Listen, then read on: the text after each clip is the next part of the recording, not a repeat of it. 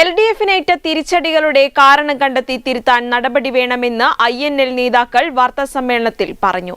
INL നേതാക്കൾ മുസ്ലിം ലീഗിലേക്ക് പോകുമെന്ന പ്രചാരണം തെറ്റാണെന്നും ഇടതിനൊപ്പമേ എപ്പോഴും നിൽക്കുമെന്നും തെരഞ്ഞെടുപ്പ് ഫലം ചർച്ച ചെയ്ത് LDF യോഗത്തിൽ അവതരിപ്പിക്കുമെന്നും നേതാക്കൾ വ്യക്തമാക്കി.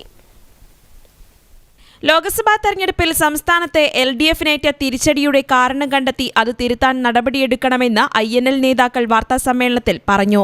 ലഭിക്കേണ്ട വോട്ടുകൾ പോലും കിട്ടാതെ നിഷ്പക്ഷ വോട്ടുകൾ നഷ്ടപ്പെട്ടതിന്റെ കാരണം കണ്ടെത്തണമെന്നും ആവശ്യപ്പെട്ടു. ഇന്ത്യ മുന്നണിയുടെ നേട്ടം ആശ്വാസകരമാണെന്നും എന്നാൽ ഇടതുമുന്നണിക്ക് പ്രതീക്ഷയ്ക്കൊത്ത് ഉയരാൻ സാധിച്ചില്ലെന്നും നേതാക്കൾ അഭിപ്രായപ്പെട്ടു.